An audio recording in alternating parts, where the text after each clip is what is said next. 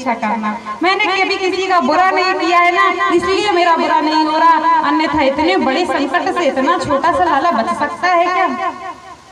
नहीं बच सकता। नंद बाबा बड़े परेशान हैं, क्या हो रहा है, किसकी नजर लग गई है मेरे लाला को, किसकी नजर लग गई है मेरे घर को। और यहाँ वसुदेव जी ने अपने कुलगुरु गर्गाचार्य जी को भेजा है कि जाइए गर्गाचार्य जी, आप नंद बाबा के घर पहुंचिए और मेरा बालक है, मेरे दोनों पुत्र हैं, रोहिणी माता का भी एक पुत्र है, वो भी वसुदेव जी का पुत्र है, गर्भ देवकी के 7वें गर्भ में आए थे तो उसका स्थानांतरण, उस गर्भ को नष्ट माना गया और रोहिणी के गर्भ में स्थापित कर दिया गया था भगवान के द्वारा।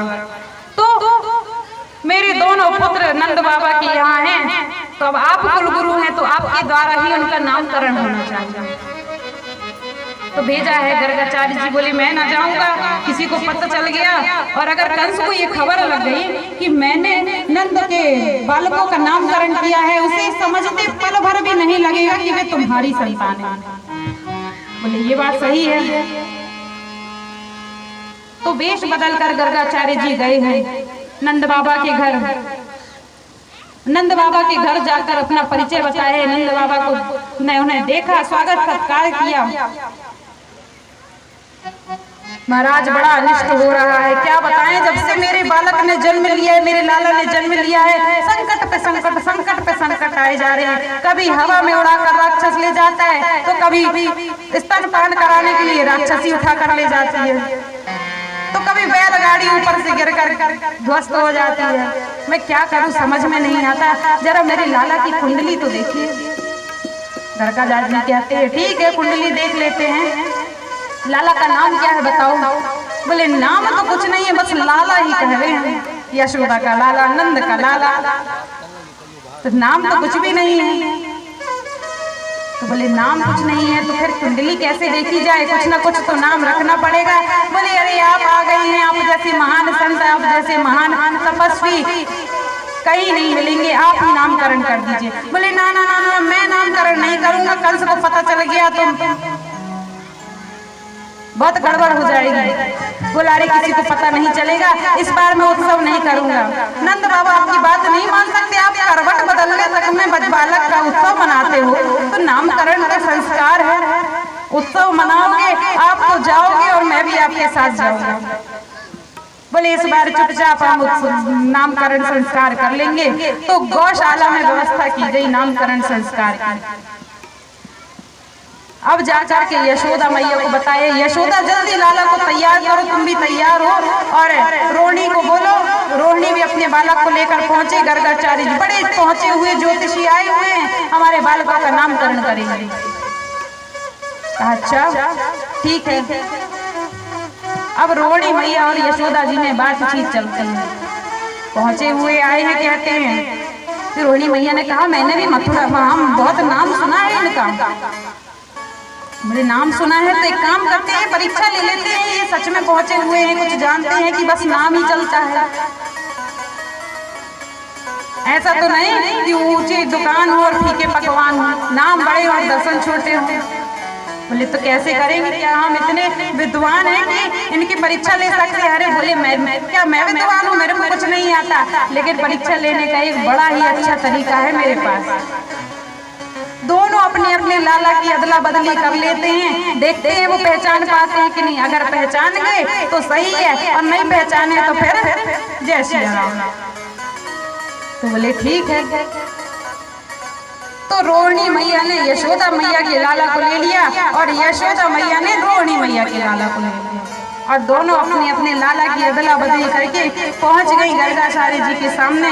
कहा गुरुदेव प्रणाम। उन्होंने आशीर्वाद दिया, बोला बैठो आसन ग्रहण करो। दोनों ने आसन ग्रहण किया।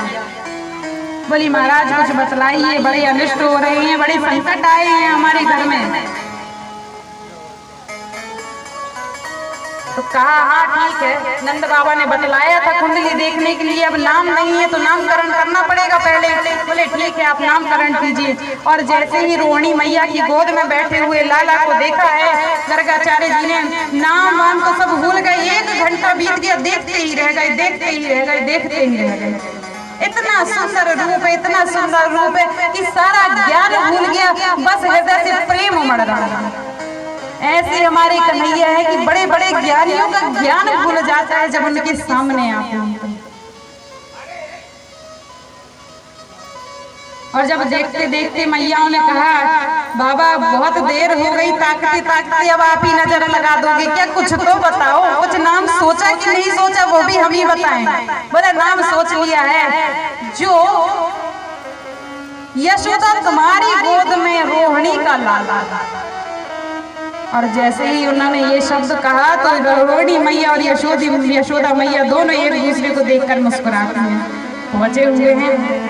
कभी कभी ऐसा होता है, इसलिए कुछ कुछ बातें करती हैं और फिर इशारे में करती हैं। बात तो है, तो कहा पहुंचे हुए हैं, सही बता रहे हैं। तो जो तुम्हारा रोहिणी का लाला जो यशोदा की गोद में है, वह बड़ा ही बलवान होगा। जब बड़ा होगा तो इसका बड़ा नाम होगा, और बलवान होगा, उसके समान बलवान कोई नहीं होगा, इसलिए इसका नाम रखते हैं बलराम। बोलिए बलराम भगवान की जय हो। और बलदाऊ भैया का नामकरण तो हो गया। अब कहा नंद जी ने कि अब इसका भी नामकरण कर दीजिए। तो बोला ये जो तुम्हारा काला कलूटा छोरा है, इसका नाम क्या बतलाऊं? इसके तो बहुत नाम होंगे, ये बहुत नाम से विख्यात होगा। अरे बोले बहुत तो होंगे, कितने होंगे? बोले सहस्त्रों होंगे, हजारों होंगे। जिसके मन में जो आएगा इसको देखकर वो उस नाम से इसको पुकारेगा। अरे तो हम किस नाम से पुकारे, आप किस नाम से कुंडली देखोगे? वो नाम बता दो, एक आध दो तो बता दो महाराज। बोले ठीक है। तो नाम है इसका कृष्ण। वाह क्या नाम है! यशोदा मैया ने कहा नाम तो बड़ा प्यारा है, लेकिन इसका अर्थ क्या हुआ? बलराम के नाम का तो बता दिया कि बलवान होगा। तो बोले इसको देख कर लोग आकर्षित हो जाएंगे। जो भी इसे देखेगा आकर्षित हो जाएगा, आकर्षण होगा इसके अंदर बहुत, इसलिए इसका नाम होगा कृष्ण। और एक और विशेषता ये है कि ये बहुत ही टेढ़ी प्रवृत्ति का होगा, बहुत ही नटखट होगा। और जो टेढ़ा है उसका नाम लेने में भी थोड़ा जीभ को टेढ़ा होना चाहिए। तो जब कृष्ण नाम लेते हैं तो थोड़ा जीभ को टेढ़ा होना पड़ता है। बोलकर देखिए कृष्ण।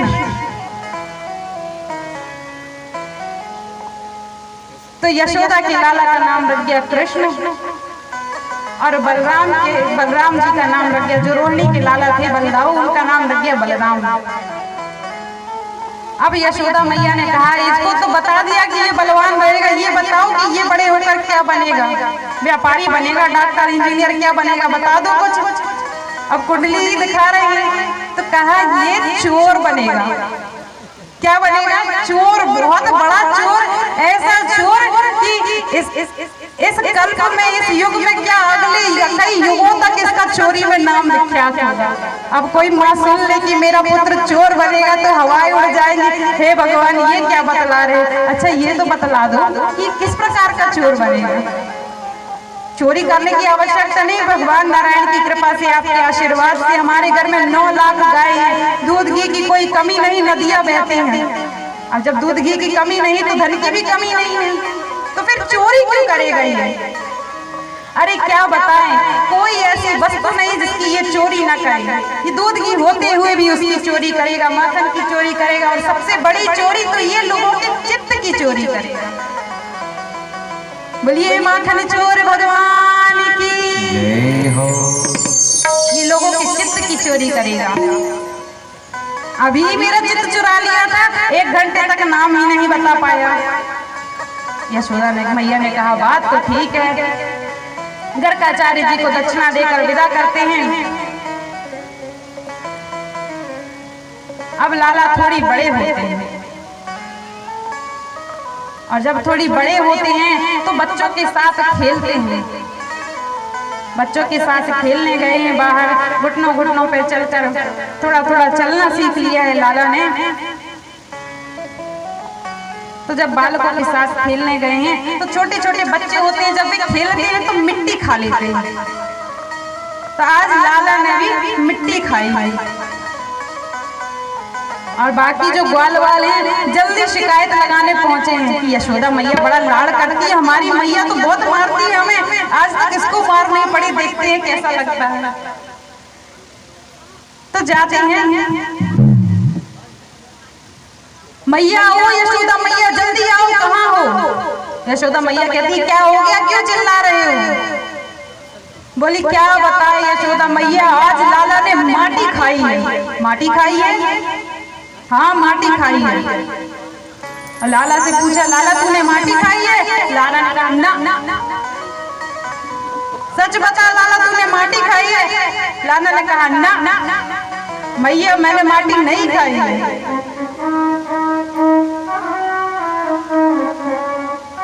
तो मैया ने कहा सच बता दे लाला।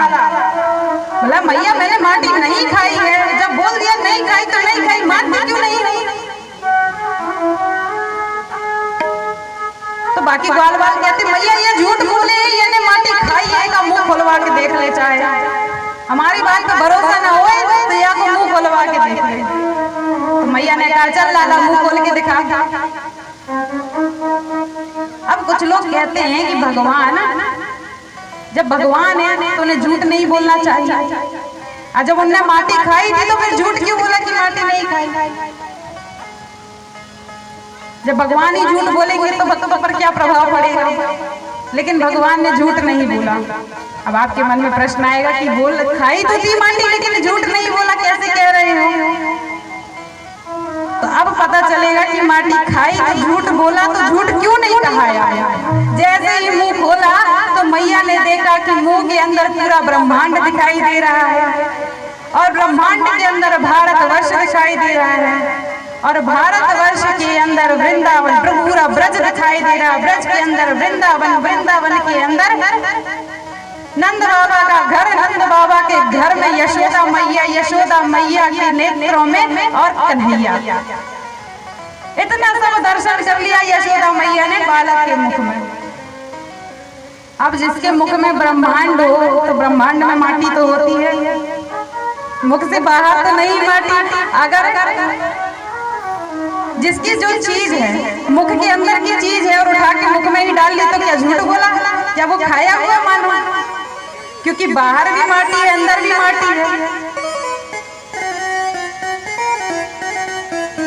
तो लाला ने ब्रह्मांड का दर्शन करा लिया और मैया देखते देखते बेहोश हो गई, मूर्छित हो गई। अब कोई माँ अपने बालक के मुंह में इतनी सारी चीजें देख ले, मुंह के अंदर क्या दिखना चाहिए? दांत, जीभ, यही दिखना चाहिए, और दिख रहा है ब्रह्मांड। तो मैया बेहोश हो गई, मूर्छित हो गई। अब भगवान ने कहा हे भगवान ये क्या हो गया? ये तो बड़ी विचित्र कहानी हो गई। मैंने तो माटी खाई थी, मुख खोल कर दिखाया, मैया ने सब कुछ देख लिया, अब सबको बता देगी। तो मैया के लिए वसीला थी, सबको बता देगी, फिर क्या होगा? तो अपनी माया से मैया को सब कुछ भुला दिया। अब मैया को जब चेतना आई है तो मैया सब कुछ भूल गई। तो मैया से कहा तूने कुछ देखा है? बोले मैंने कुछ नहीं देखा। क्या देखा है? बोले हाँ परीक्षा हो गई, मैया सब कुछ भूल गई। तो इस प्रकार मैया को लाला अपने मुख में ब्रह्मांड का दर्शन कराते हैं। और आगे जब लाला थोड़ा और बड़े हुए, अब घर से बाहर खेलने के लिए जाने लगे, और जैसा कि गर्गाचार्य जी ने कुंडली में बताया था कि ये बड़ा होकर क्या बनेगा, तो थोड़े ही बड़े हुए हैं और लक्षण दिखने लग गए, और बाहर गए हैं तो चोरी करना चालू कर दिया।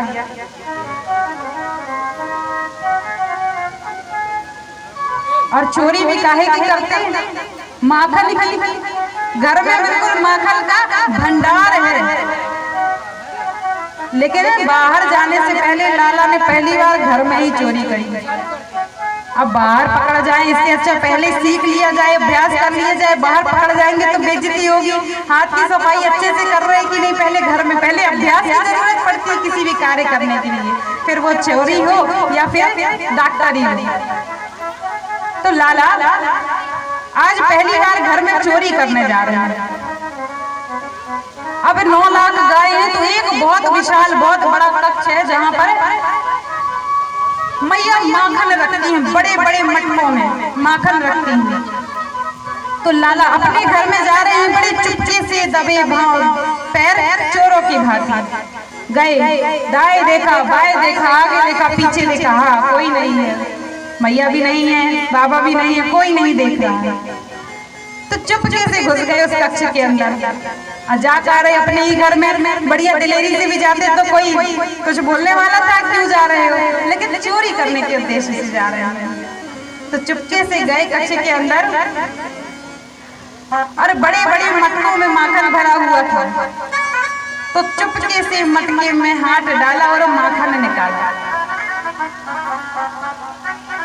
और माखन निकाल कर जैसे ही मुंह पर माखन लगाया, सामने एक दर्पण लगा था। लाला डर गए, पीछे हो गए, अरे भगवान ये क्या हो गया, मैया ने तो पहले से ही पहरेदार लगा कर रखा है। तो लाला ने सोचा ये पहरेदार है, मैया को लगता पहले से पता था कि मैं चोरी करने वाला हूँ, इसलिए इसे लगा कर रखा है पहले से, अब क्या करूँ। तो सोचा रिश्वत देकर देख लेता हूँ, काम चल जाए। ये प्रथा भगवान ने ही चला दी रिश्वत देने की, पहले रिश्वत देकर देखता हूँ, काम चल जाए। कहा ये छोरे सुन, तू मैया को कुछ नहीं बताएगा, और जो मैया को बताए तो मैं तेरी शिकायत कर दूंगा। जब उस दर्पण वाले छोरे ने कुछ ना कहा तो लाला ने सोचा ये मानेगा नहीं, थोड़ा सा कुछ और उपाय करके देखते हैं। तो कहा एक काम कर, मैंने थोड़ा सा माखन खाया, तू भी थोड़ा सा माखन खा ले। और माखन भरा हाथ बढ़ा दिया, और जैसे ही हाथ बढ़ाया तो दर्पण में जो प्रतिबिंब में दिख रहा था उसने भी सामने माखन भरा हाथ बढ़ा दिया।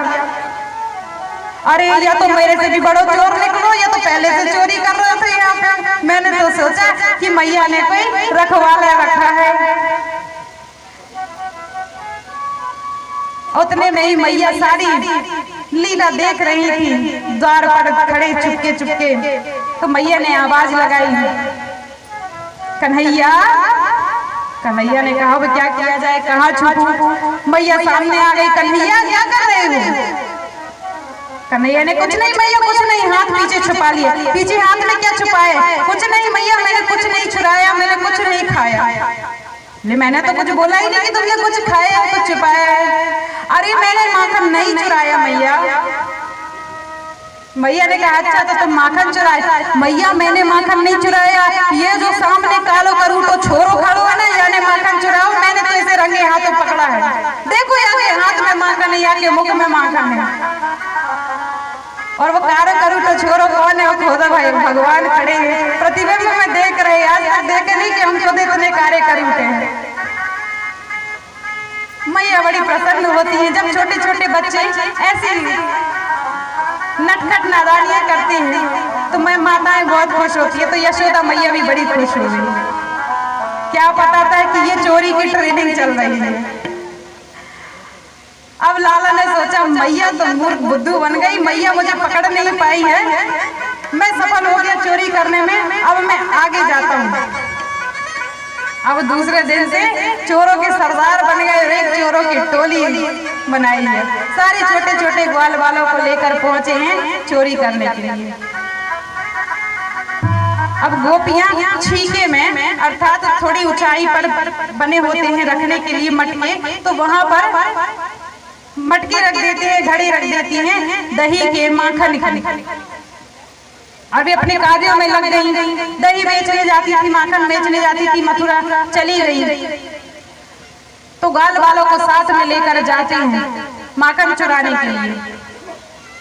और जब इतनी ऊंचाई पर नहीं बनता तो कुछ कुछ ढूंढते हैं, जब नहीं मिलता तो उन ग्वाल वालों अपने जो चोर कमेटी बनाई है उनके कंधों पे चढ़ चढ़ कर ऊंचाई पर पहुंचते हैं और माखन की मटकी निकालते हैं, खाते हैं, गिराते हैं और सबको बांटते हैं। गोपियों को अच्छा भी लगता है कि हमारे यहाँ कन्हैया इस बहाने आता तो है, और लेकिन उन्हें आनंद भी आता है कि आज हम यशोदा से इसकी शिकायत करेंगे। जाती है यशोदा से शिकायत करने। कई बार गोपियां गई और जैसे ही शिकायत करने, लाला तो बड़े निपुण हो चुके हैं चोरी करने में, शिकायत करने पहुंचती हैं कि लाला अंदर से पहुंच जाते हैं, क्या हुआ मैया, इन गोपियों की तो आदत है मुझे चोर साबित करने की। लाला है तो लाला की बात मैया मानती है, कोई प्रमाण नहीं है गोपियों के पास, तो गोपियों को डांट कर भगा देती है। मेरे घर में 9 लाख गायें हैं, तुम्हारे यहाँ 4, 6, 10 गायों का माखन चुराने के लिए जाएगा मेरा पुत्र, तुम्हें लाज नहीं आती ऐसी शिकायत करते हुए। तो गोपियों ने योजना बनाई है, इस बार तो इस कन्हैया को रंगे हाथों ही पकड़ेंगे, और रंगे हाथों पकड़ने की योजना बनाई है कि अब लाला चोरी करने आए तो हम थमकर बैठी रहेंगी और माखन भरे हाथ और माखन भरे मुंह से इसे पकड़ेंगे। तो कहा ठीक है, योजना बनाई। अब लाला आए, पूरी कमेटी को लेकर, सारी चोर मंडली को लेकर पहुंचे हैं, और जैसे ही पहुंचे माखन चुराने से पहले कुछ नहीं किया, जब माखन चुरा लिया, माखन गिरा लिया, खा लिया, मुख पर लग गया, हाथ पर लग गया, तो एक गोपी ने आकर हर हाथ पकड़ा। अब तो रंगे हाथों पकड़ गया कन्हैया, आज तो यशोदा के सामने तुझे प्रमाण के साथ ले जाएंगे। बड़ा इतराती, बड़ा बोलती, मेरा लाला चोरी नहीं कर सकता, आज उसे दिखाएंगे कि लाला चोरी करता है कि नहीं। तो गोपी हाथ पकड़कर जैसे ही बाहर खींचकर ले जाती है, तो लाला ने कहा, अरे गोपी सुन, तू मुझे मैया के पास ले जा, मैं कुछ ना कहूँगा, लेकिन ऐसे अगर तू चोर चोर चिल्लाती मेरा हाथ पकड़कर सबके सामने ले जाएगी तो मैं तो चोर साबित हो जाऊंगा, मेरी बदनामी हो जाएगी। फिर बता, चोर से कौन अपनी लड़की ब्याहेगा, फिर मेरे तो ब्याह भी ना होगा। गोपी ने कही, जा बात तो सही कह रहा हो, लाला का हित तो चाहती नहीं है, मैं तो बस प्रेम करती हूँ, लाला से बहुत प्रेम करती हूँ। तो कहा ठीक है, तो क्या करे, एक काम कर, तो अपनी चुनरी को मेरे सर पे ढक दे, और सर पे ढक दे, और फिर तू मैया के पास मुझे ले चल, वहां जाके तू प्रमाण दिखा दियो। ठीक है लाला, यह बात तो सही कह रहा है। अब लाला का हाथ पकड़कर गोपी ले जाती है, और रास्ते में ले जाती पहुंचती यशोदा मैया के घर। बड़ी जोर से ताव से कहती है, ओ यशोदा मैया, जरा जल्दी बाहर आओ, जल्दी बाहर आओ। यशोदा मैया आती, क्या बात है, क्यों इतना चिल्ला रही है? तो कहती है ना, मेरा लाला चोरी ना करे, मेरा लाला चोरी ना करे, बड़ी तरफदारी करती है लाला की। आज देख सबूत के साथ रंगे हाथों पकड़ के लाई है। कहती है, अच्छा देखा। और जैसे ही गोपी ने अपनी चुनरी निकाली तो गोपी का हाथ छूटा और गोपी दूर जाकर खड़ी हुई, और चुनरी के अंदर कौन था? लाई तो लाला को थी, लेकिन चुनरी के अंदर निकले ससुर जी। अब गोपी परेशान है कि पकड़ा तो हाथ लाला का था, लेकिन ससुर जी कहाँ से आ गए। रास्ते में जब गोपी बातों में लगी थी और हाथ पकड़े जा रही थी, तो लाला ने हाथ छुड़ाया और ससुर जी का हाथ पकड़ा दिया गोपी के हाथ में। गोपी भूल गई और जाकर के दिखा दिया, और जैसे ही पकड़ा तो सब छोड़ छाड़ के भागी वहां से, और सारी गोपियां पहुंची हैं अब यशोदा के पास। यशोदा, तेरा लाला बहुत ही नटखट हो गया है, एक तो चोरी करे है, ऊपर से हमारे साथ छल करे। और गोपियां यशोदा से कहती हैं, गोपियों के भाव सुनेंगे कि गोपियां यशोदा से किस प्रकार शिकायत करती हैं लाला की। और गोपियां कहती हैं,